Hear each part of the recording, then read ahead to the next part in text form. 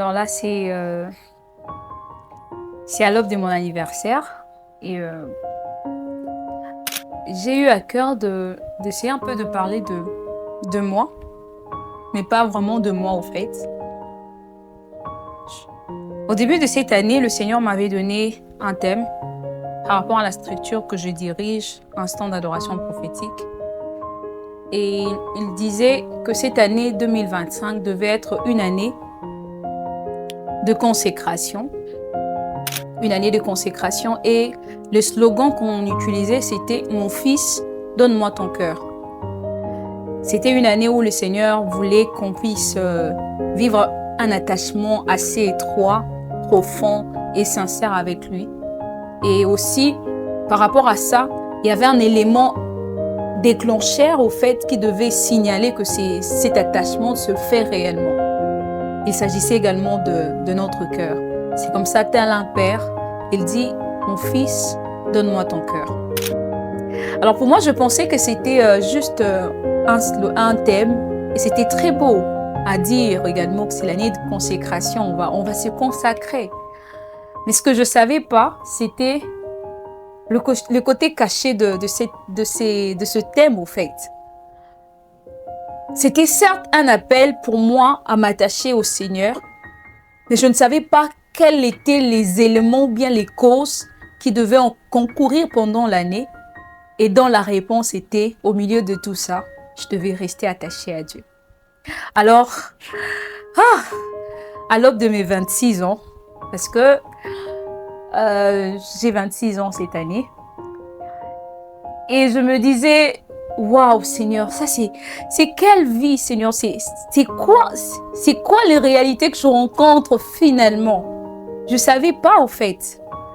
Mais depuis le début de cette année, j'ai même dû arrêter mon travail à cause de problèmes de santé.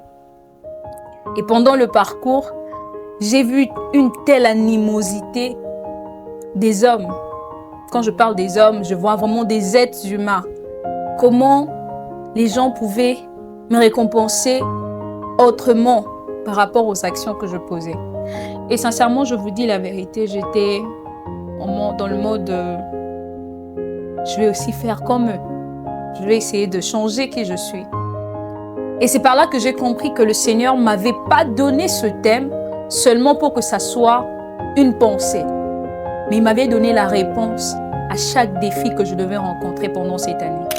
J'ai rencontré plusieurs raisons qui m'ont poussé vraiment sincèrement à abandonner, voire même des convictions que j'avais tenues depuis très longtemps dans ma foi et dans ma marche avec le Seigneur.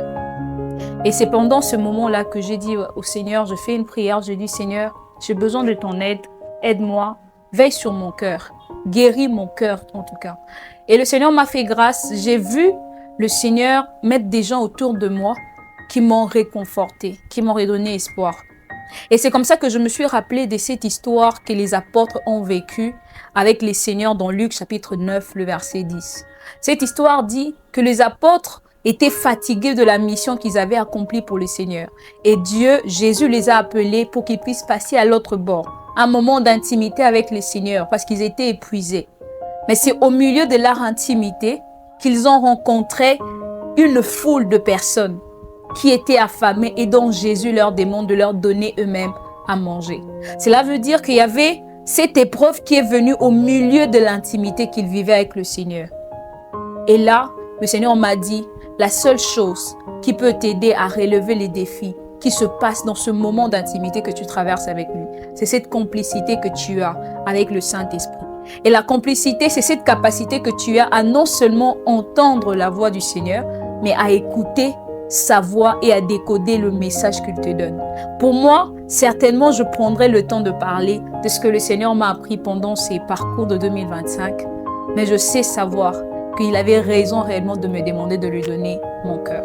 Alors, je vous parle à cœur ouvert aujourd'hui pour vous demander également de faire confiance au Seigneur. Il sait ce qu'il a prévu de faire avec vous. Alors, je n'attends pas que vous puissiez me souhaiter, je me le souhaite moi-même. Merci beaucoup. Alors, c'est mon anniversaire. Aujourd'hui, c'est le 9 septembre. Je suis née le 9 septembre 1999. Fière de mon âge, fière de la personne que je deviens avec le Seigneur. Happy birthday to myself. Alors, je n'avais pas voulu arrêter ça. Donc, on va célébrer.